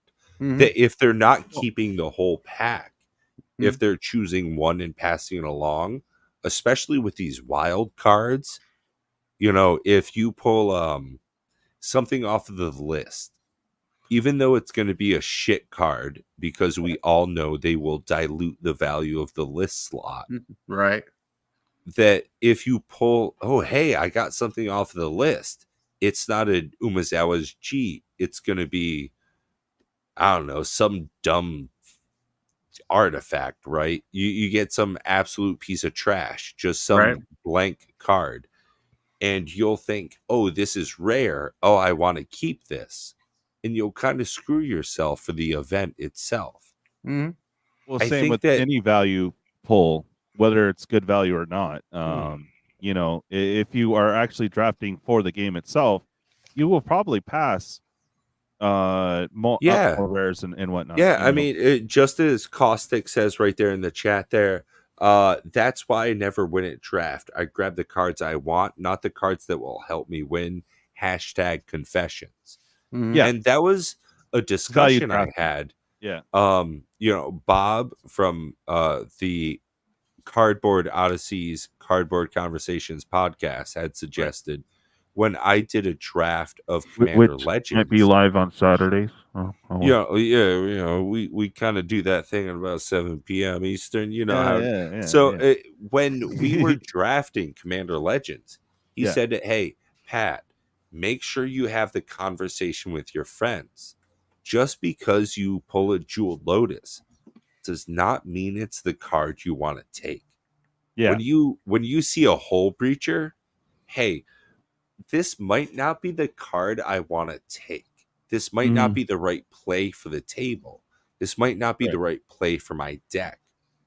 And that's something that going forward, Tortoise, you make a great point. With the inclusion of some of the specialty frames that we'll have in the play boosters, it's definitely going to obfuscate where the value is. Right. Yeah. I've seen way too many people do an aggro deck on draft nights of like all commons and uncommons Mhm. and just wreck it. Mm. And Oh yeah. big shout out to MTG Attitude. You are I the was getting best there. of big God. spoons. Just kidding. Hey, I'm just trying to support you, DJ. I know how Oh, I hard know. you're I working know I'm behind the playing, scenes. bro, but we do have to say hi. Hey, Dave. I'm Hi, Dave. Hi, Dave. Hi, Dave.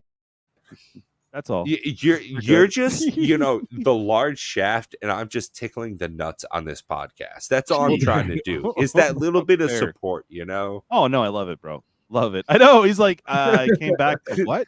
Speaking of people who love it, hey I Dave, think, hey Dave, hey I Dave. think everyone needs Yeah. a good twirling, you know. Carl! Carl! Carl! Carl! Yo, and shout out to MTG Attitude. We need to get MTG Hillbilly full camo setup. Like, just Right? legitimately every shirt camouflage. We need to get you like North Face camouflage hoodie. We need to get you like camouflage beanie, the whole nine. And then use the green screen and it fucks with everything. Yeah. Mhm. Wow. DJ, that's a That would be dope big- shirt, by the way. Oh yeah. Timu. Hell yeah. So I may have missed a talking point on the play booster experience for drafting, Mhm. but I kind of wanted to make a cool comparison. I'd like to assume that most everybody here has played Halo, whatever iteration, doesn't matter.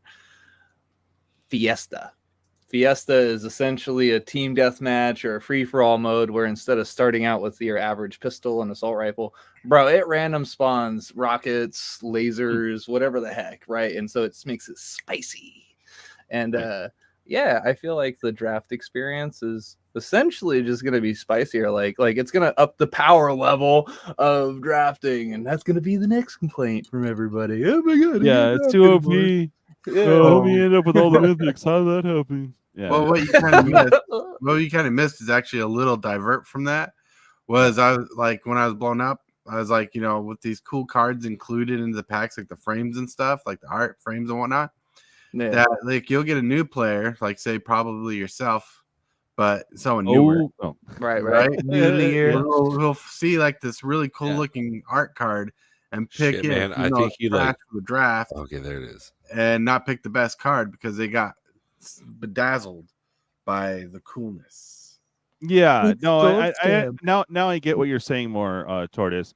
And you know, you see a fancy art card that you really like, or not art card necessarily, because I don't know if that will be drafted. But You know, full it- art, extended. some yeah, shit like full that. art, Yeah. extended, A freaking special treatment. 0-1 rat that can't block. You know, wow. But the art looks cool. Well, that's on you. But you know, hopefully you can look at the overall game and go, well, that card is not necessarily for draft, but it looks super cool. I'm gonna nab it anyways. That's on you. I mean, I don't know. If you're new and you see this fancy ass, you know, 0-1 rat that can't block that looks phenomenal, you think that it's value, but obviously it won't be. So that is kind of the drawback for new players. I mean, what can you do?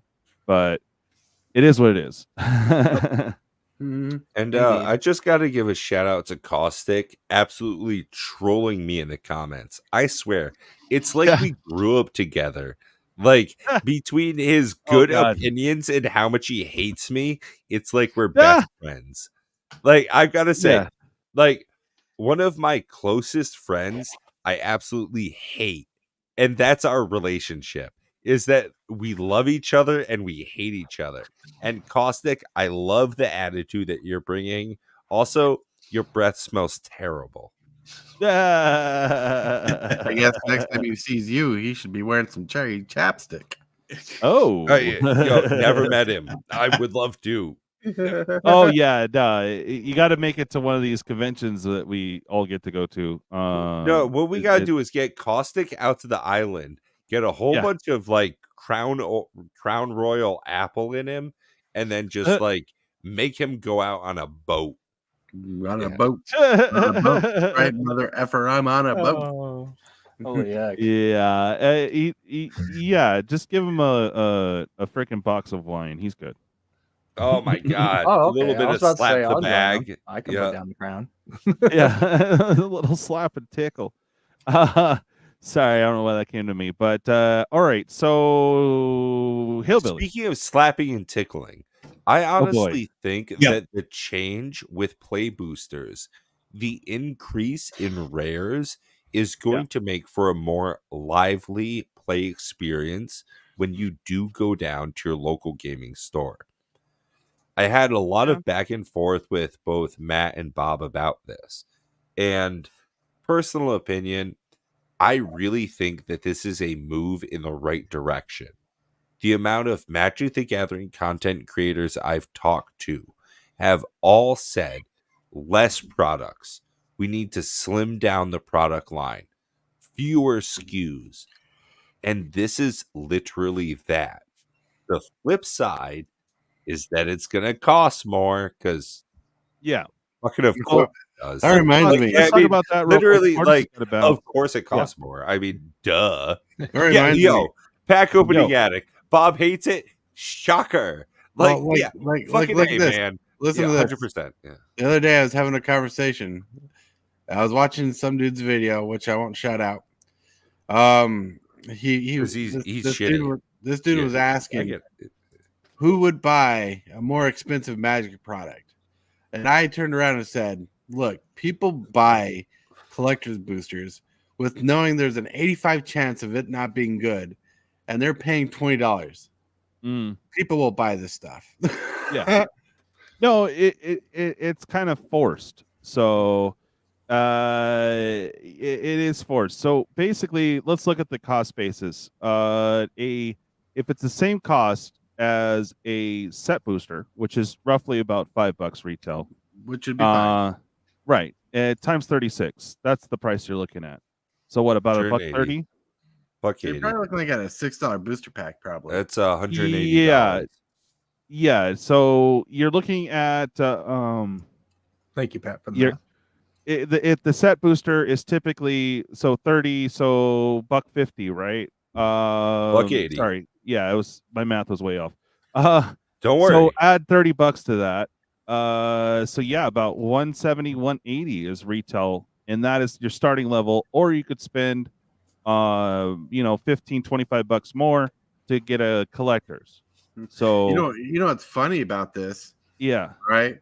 Is they're telling us the percentages of how much this stuff is going to go up, but they still won't give us an MSRP. no, of course not. They did away with that years ago. Right? You know, a comment I was going to make on that, Tortoise, was how set boosters from Modern Horizons 2, like a set booster box, was roughly $220, and that was considered like a master set or whatever, a modern set. And so now that these standard sets, according to Pat's math, at 185 roughly, that's only $20 off. Right. $30 off. That's kind of crazy to think of it in that. That concerns me because we went from the standard, everyone was expecting to pay at a good deal $90 to 100 at store level 120. Now the next set after this is going to be like $1.75, $1.80 on the low, at a LGS. So dude, that's a little bit. That's a bit to stomach. So So that's a negative thing. I just want to temper this. I know everybody else here. Go to the grocery store. Oh yeah. Right. Everybody. I just saw a whole bunch of nodding. Right? Yeah. Oh yeah. Y'all motherfuckers know my point right now. Mhm. Yeah, bro. go to Yeah. the grocery- I got you, dog. I was gonna play devil's advocate a moment ago and be like, it's- well, if they're it's- paying McDonald's employees $15 an hour, Yeah. then Wizards can charge it's hard. $180, bro. It's like, so I have to be open about this because of the persona. I am who I am. I work for the DMV, right? So I understand what it takes to work behind the scenes, Mm. like some of that concept. Mhm. I understand, hey, Wizards, it costs like 3 cents to make a card. Yeah, but it also costs like $45 million a year to pay people. Like, there's that other side that has never been very clear. Like, these are the reasons we make some of these moves. This is our overhead. This is how we produce this product.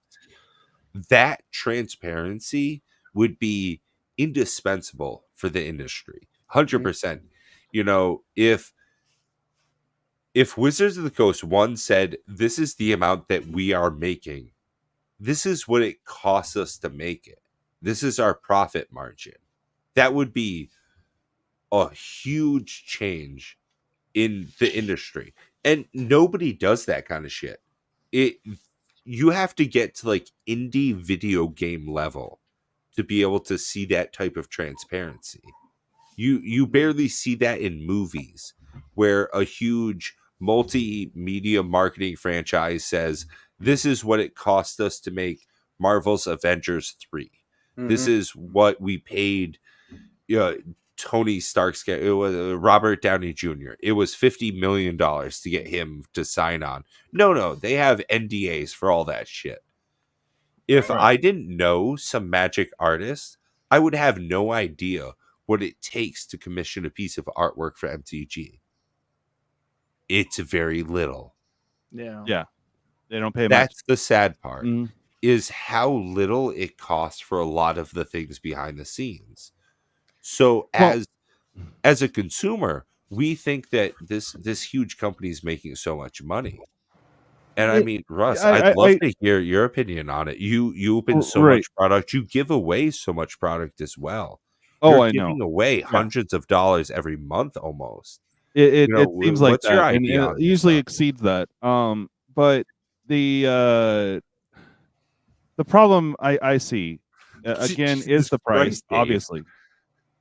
Wow, yeah, he does have a great cat. You're right. And hey guys, it's if you like coming this down the lively content, make sure Yeah. that you like and subscribe the video.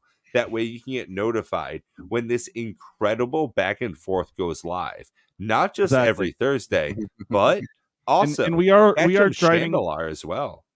Oh yeah, do you guys liking that? I don't know, Dude, I gotta say, I'm fucking loving it, dude. DJ, like, yeah. if as a content creator, just make the shit you like.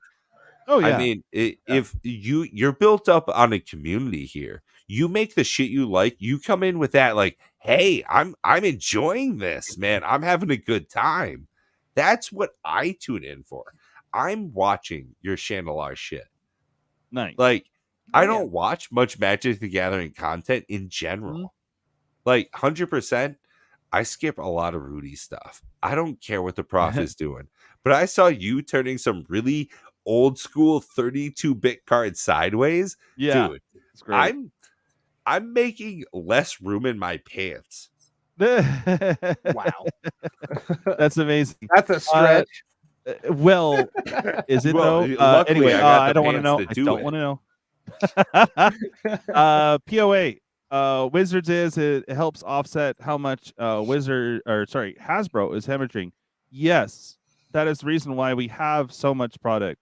And if they are not turning $1 billion profit for Hasbro's down their crap hole. I mean, that's so they do have to make all these products, and when they don't sell, even though they say buy the product you want to, that was a big no-no, because they expect us to buy every single product put out there. So I find that kind of funny, but that's what we're dealing with. Okay, go ahead, Tortoise. All right. So I want to say, for the future, like 5-10 years from now, these draft packs we don't have, if they never continue them again, will be collectible items for those collectors out there. Yeah, this is the last Holy draft shit. box you guys can get. Last set box coming for Lost Caverns. So Who would have thunk? there you go. Mhm. But are you gonna do that though? Because there's so many box collectors that have their Nah, man, whole you must closet be full high. and- Like, Look, they're well, gonna that's be like people the, You're gonna have you're gonna have two kinds of people in the future, right? You're gonna have the people who want to go back and reminisce and Yeah. draft their favorite sets again, right? Mhm. Those then those sets never had these new packs. Then you're gonna have those people who collected and collected and collected, and play Magic, but never got too busy collecting these packs, opening, ripping them, or just keeping them sealed. They're gonna be like, hey, let's go find a draft pack in the past that we want, and let's draft it for the memes, or draft it for the lulz, or draft it for the fun. You know, it's gonna So happen. it's not a complete loss. Yeah. It's not a complete loss. Hey, Coach, Right. how you doing? Coach's Magic. Good to see you, buddy. Let's see, Robert. All prices will sell regardless of popularity. Hence, Amazon dumps. Yeah, true.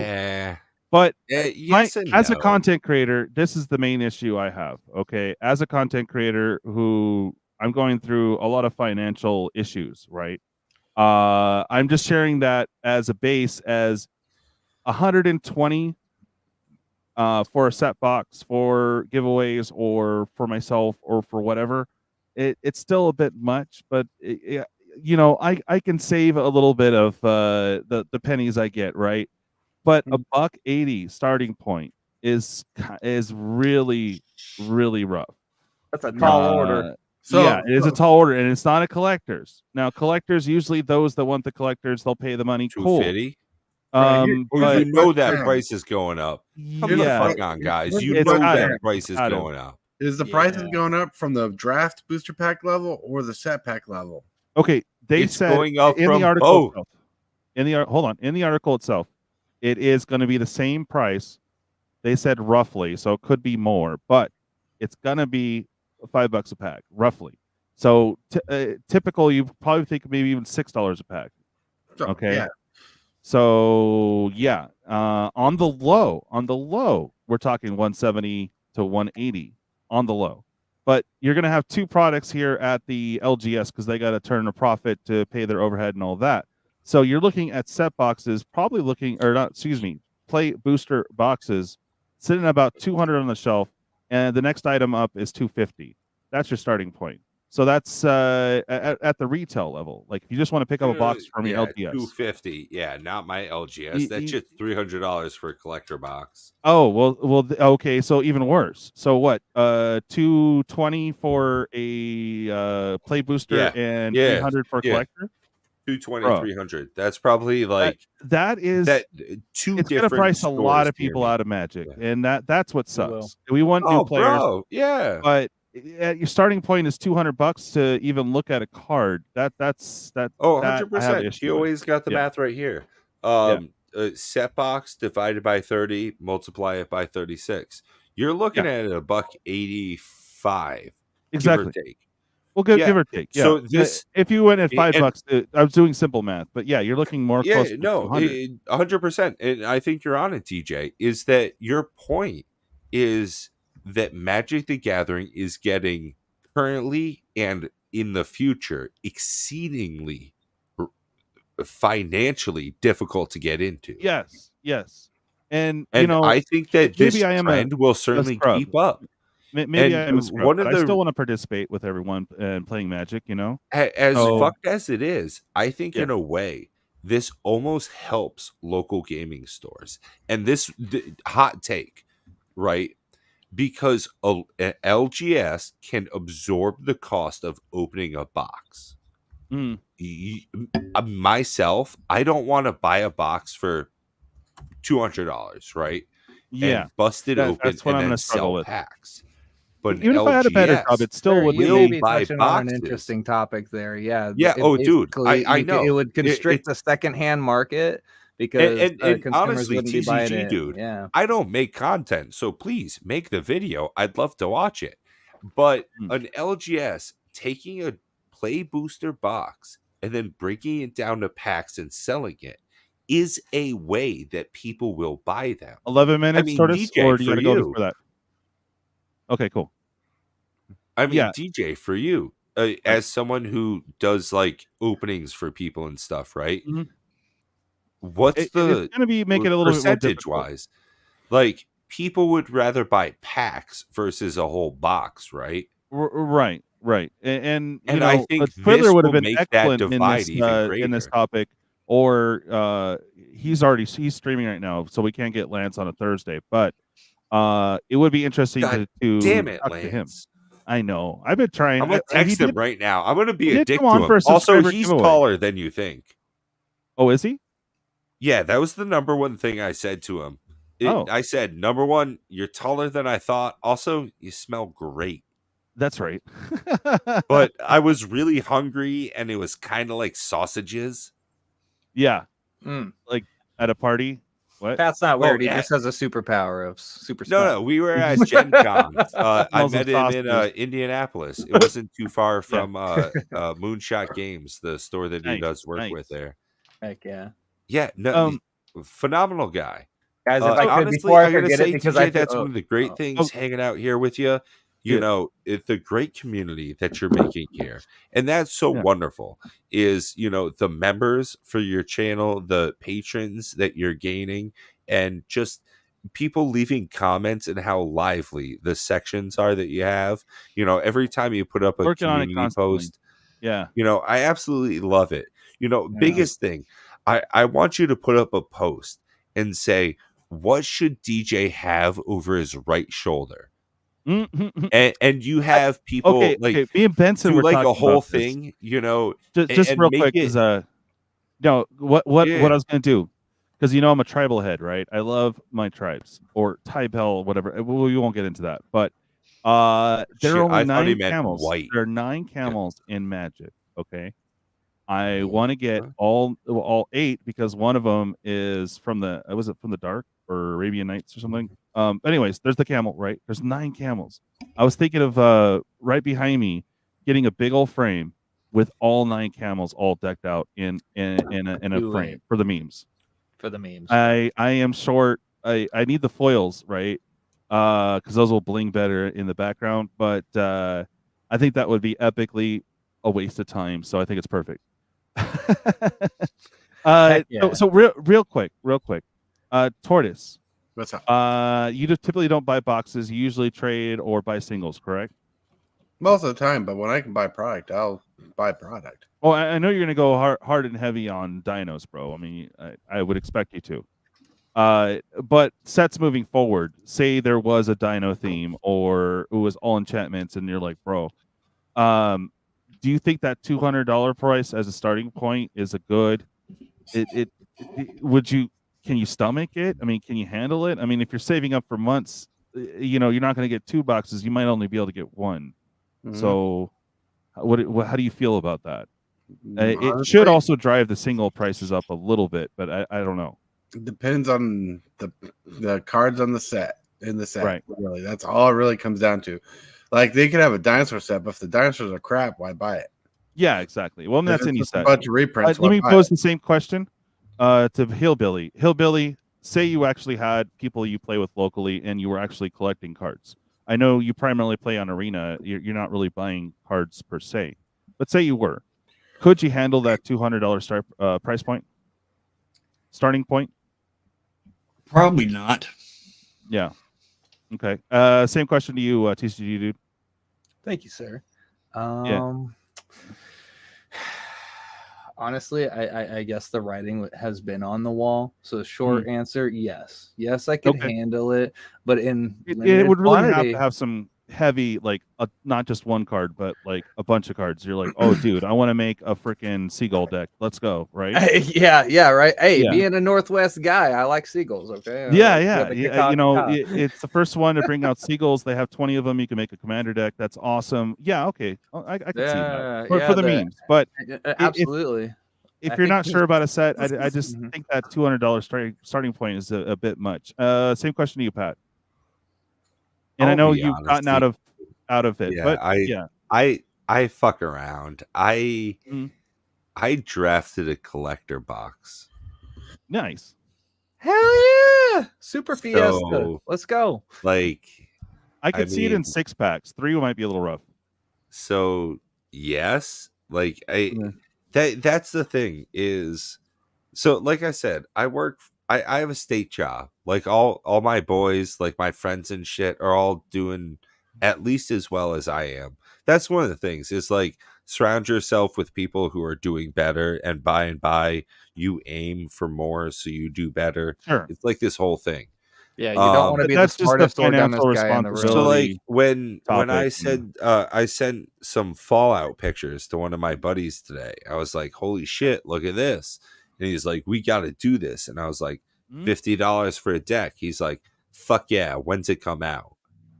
And I said, Fair. "Hey, collector boxes and decks. That's Hell yeah. all it is." He was like, "We should all buy a deck and a collector box for all of us, and we like figure out a way to spice up our decks, like roll a dice or No. do some shit like that." Normally, And I would mean, have put like- up a poll earlier about this, but I think I'm going to make a community post about it because it is a huge deal. Like, I like the concept of these play boosters. I like that they're draftable.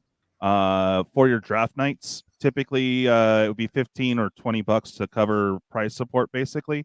But now you're going to be seeing about $20 to $30 as your normal buy-in for draft night. Still not horrible, but not great. And if you want to buy a whole box, $2, bro, at your LGS. Now, of course, I will find better deals than that. That's what I do. It's hard to make content on what all the deals and stuff that I find. So that's why you don't see a lot of content for me. But I am a buyer, I'm a seller, and networker. That's what I do. So Okay, it's also hard to Tortoise, present, yeah. you are looking. We need to get you a sexy as trench shit. coat, dog. I love what you're doing right there. Yeah. More thigh. Yeah, you looking for that double masters, son? I got it right here. Right here. Hell yeah. Hey baby, Yeah. I'm primed. I'll give you that double master. Okay, Oh, so I know Tortoise has got to go. So let's get to our shill section. Which, Pat, if you don't have anything to shill, remember your Saturday night. Okay, I'm just giving you the little cliff notes. All right, Tortoise, shill. Shill. Every morning I got a live show called In the Shell with morning coffee. It starts at 11 a.m. Central Standard Time. That if you live in Iowa or Kentucky, it's the same time. It's 1 hour before Eastern Standard Time, if that helps you at all. Then I just released a video today before the show called Azorius Combos from MTG3. Oh, I saw that real quick. Yeah. after the show. Oh, we have several requests for Carl, so let's go ahead and handle that. Even though I gave you all 4 earlier, go ahead. Carl! Carl! Carl! Only requested 3. Sorry, not 4. So I gave you 3. Okay. Hillbilly, if you don't have anything, she'll remember your times that you stream. I got a Oh yeah, she'll new dice bag from Carnes Karn Artopia. Artovia, yes. I can say dag blag it now. Oh, nice! You got it on. That's sick. Oh man, I'm gonna have to snag one of those when I get some income going, brother. Hell yeah! So besides that, what about your like? What are you doing on YouTube, bud? Well, I stream 2 different games now. I still do my arena at 9 a.m. and 2 p.m. Central Standard Time. And then I started a new game called Path of Exile. Look at Cossack. Yeah. It's dag, blag it, bag it. Nice. That's what you call it. Hell yeah. And that's basically all I've been up to. Oh, so what are the times that you stream? 9 a.m. and 2 p.m. And then I ain't really got a set time for my Path of Exile just yet. Oh, okay. So you're kind of like me with random mode, the Chandelar, just whenever I can. Yeah. All right. Yeah, because I saw you playing during my time, which is like, even for you, it's like late or super early or I don't know what. But yeah, it's been cool watching you play, bro. So yeah, thank you for shilling. Pat, shill, especially with that look. It's amazing. So big shout out to Marty's The Gathering Place. I'm trying to get into Raid Shadow Legends. No, I'm just fucking with you. What we actually do they give me money, is, I'm down. Hey, dude, honestly, I will provide. Yeah. What I really enjoy is that Saturdays at 7 p.m. Eastern, we go live over at Cardboard Odysseys, which I'm going to link down in the comment section. Beautiful. There. You were already ready. 7 Good p.m. man. Eastern, we do cardboard conversations. So we do about a 90-minute live stream where we talk all sorts of different TCGs, whether it's Magic, Flesh and Blood, Lorcana's really popping off, even though Matt hates it. And recently, we're getting into a lot of video game discussions. You know, there's a lot coming out recently on both the Xbox and PC. So stay tuned over there for our live conversations about all sorts of different gaming content. Nice. All right. Our next shiller coming up. TCG dude. Chill. That's right. Whoa, number whoa. one, Gilly McGilly over here. Nah, I'm just playing, dog. Actually, I don't have any content to shill. You've been working on some. I got stuff on the burner, but nothing All to right. shill. I am terminally online though, and I am a gamer Okay. at heart. So if anybody is trying to play that new Call of Duty, bro, I was on the beta, the Modern Warfare beta. That was pretty fire. World of Warcraft. He's throwing up signs over there. With What the is that? fucking, no, I'm counting off over Bloods. here. So Yeah. yeah, right. No, some of that classic WoW, some of that hardcore. Nice. And of course some MTGO and MTG Arena on occasion. But Yeah. for real though, I've been wanting to test out some of my paper Magic decks. Like Okay. legit, I got some Pauper, Tron, Modern, all sorts of stuff to test out, but haven't really had the time to and the people to play with. So I don't mind, linking up on Spell Table or whatever for 20-30 minutes and getting a quick game in with somebody. So just at me on any of the social medias, Twitter at TCG Dude, Instagram at TCG Dude 907, and maybe comment on one of my YouTube Tortoise, pages. can you do me a quick favor? Can you post the Discord link to our Discord, and then yours, of course. But we are trying to also stop by your mom's house. That's where you can also visit TCG Dude. Yeah, he's right, bro. He's there all the time, just chilling, feet up on the table, that kind of shit. Okay. That's right, bro. All right. Well, hey, do check out his content. Please put your link in there. I know you're not doing much content currently, but hey, if people want to come hang out, they have the opportunity. Make sure you go to the Discord. He's always looking for games. He doesn't do Commander, so anything outside of Commander, he's probably down. Would love to get a game in MTGO or otherwise. I don't have that attention span for 2-hour games no more, dog. Yeah, no, I hear you. I hear you. Dude, we gotta get you in on some Commander raids. Yeah, that's right. You gotta play some of that. About that recently, I can't even front, bro. I need to hit you up on that. Do kind of an aggro hub deck. Honestly, help you everyone could else probably to even beat the play boss. Yeah. a modern deck in Commander raids, and it wouldn't be that big of a difference. Right. I think realistically, it would work just about the same way. Yeah, no, serious. Functionally, you're right. It would. Hey, we'll fuck around with that sometime. Hit me up with an email or something, and we'll figure that out. Okay, sounds good. I have a few things to show. I've been giving you guys a break for a month, so ever since Vegas, I've been chill. I haven't chilled anything. So you see that is a dial down counter. If you have a ton of these, if you have some naughty D20s that are treating you wrong, could you do me a favor? Send them to me. I'm not really buying them. What I plan on doing is blowing them up or shooting them. At the 5,000 subscriber thing, I'm going to get together with some local military, actual military heads, support, go military. We are going to be working on kind of like a ball cannon thing and shoot it off kind of like a potato gun, and possibly like mortars and other fun things. I know it sounds, I don't know if it sounds great or not, but it's something I kind of wanted to do and get a chance to hang out with my military buddies. Making ways, big, small, doesn't matter. If you have naughty dice you don't care for anymore, just treat you wrong, send them to me. I'll blow it up for you. At 5,000, I'm going to start a new series as we start getting it together and closer to the 5K subscriber. I will be doing videos for our patrons and our YouTube channel members, just kind of the process of us getting it together, probably some test runs. I will need a bunch of these, like a ton. So if you got any that you could spare, cool. If not, cool. Let me know if you like the concept. I just thought it would be. I don't know. What do you think, Pat? Do you think that's cool, or is it just like, eh? Dude, I think people will love it, especially Yeah. if you can somehow put their names on something that gets see. blown up. So, like, if you have a blank, like, imagine you can pack it with token cards Yeah. that say someone's name who donated. Yeah.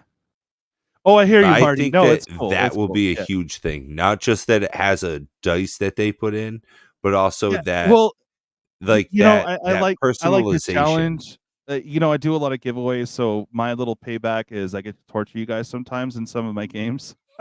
So we're gonna shoot these off. We're gonna name the color of the die, and if we could find said die, we have to see what it landed on or what part of Ooh, it okay, landed. here's Yeah, an idea.